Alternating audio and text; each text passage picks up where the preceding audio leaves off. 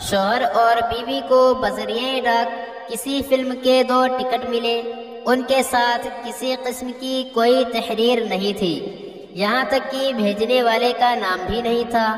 شوہر اور بیوی کے درمیان بحث شروع ہو گئی۔ شوہر کا کہنا تھا کہ ٹکٹ اس کے کسی دوست نے بھیجے ہیں، جبکہ بیوی کا اصرار تھا کہ ٹکٹ اس کے کسی سہیلی نے بھیجے ہیں۔ آخر دونوں نے فلم دیکھی۔ واپسی پر گھر کا تمام قیمتی سامان غائب تھا اور ایک کاغذ پر لکھا تھا، فلم دیکھنے کا شکریہ۔ ایک آدمی کتاب ہاتھ میں لیے زور زور سے قہقہے لگا رہا تھا۔ دوسرے آدمی نے پوچھا، کیا کوئی مزیدار لطیفہ ہے؟ آدمی بولا، ہاں، لکھا ہے، ہنسنے سے خون بڑھتا ہے۔ ایک روز ملا بازار گیا تو دیکھا کہ وہاں بڑی تعداد میں پرندے بک رہے تھے۔ ایک ایک پرندے کی قیمت 500 روپے پڑ رہی تھی۔ ملا نے سوچا کہ میرے پاس جو پرندہ ہے وہ تو ان سے بڑا ہے اور یقیناً اس کی قیمت بھی زیادہ ہوگی۔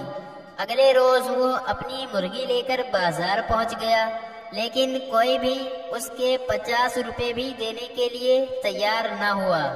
ملا کو غصہ آیا اور چیخنے لگا، لوگو، یہ کتنی بے غیرتی کی بات ہے کہ کل تم اس سے کئی گنا چھوٹے پرندے 10 گنا قیمت پر خرید رہے تھے۔ ایک روز ملا نے بازار میں ایک مزدور سے کہا، میرا یہ سامان اٹھا کر لے چلو۔ مزدور نے پوچھا، جناب، آپ کا گھر کہاں ہے؟ ملا کو مزدور کی اس بات پر ایک دم غصہ آ گیا۔ بولے، بدماش، تم یقیناً چور ہو۔ کیا تم سمجھتے ہو کہ میں تمہیں گھر کا پتہ دوں گا؟ دوست، آج میں نے آپ کی دولت مندی کی بہت تعریف کی ہے۔ نیا دوست بولا، مگر کس سے؟ دوست بولا، انکم ٹیکس آفیسر سے۔ ایک صاحب اپنے دوست کے گھر ملنے گئے۔ ان کے لڑکی نے، جو بے حد شریر تھا، ان کو کمرے میں لے جا کر بٹھایا۔ تھوڑی دیر بعد اوپر سے شور کی آواز سنائی دی۔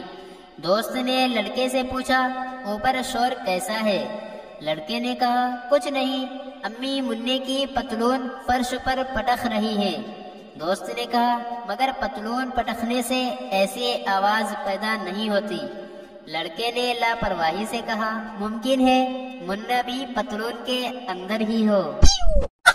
پپو امی سے، اس بوتل میں کون سا تیل ہے؟ ماں نے کہا، اس میں تیل نہیں، گوند ہے۔ پپو بولا، تبھی تو میں کہوں کہ میری ٹوپی کیوں نہیں اتر رہی ہے۔ دادا بیٹے سے، صبح سویرے جلدی اٹھا کرو، اس کے بڑے فائدے ہیں۔ دیکھو، جو چڑیاں صبح سویرے اٹھتی ہیں انہیں کیڑے مکوڑے کھانے کو مل جاتے ہیں۔ پوتے نے کہا، جو کیڑے صبح سویرے جلدی اٹھتے ہیں انہیں صبح سویرے اٹھنے کی سزا بھی تو ملتی ہے۔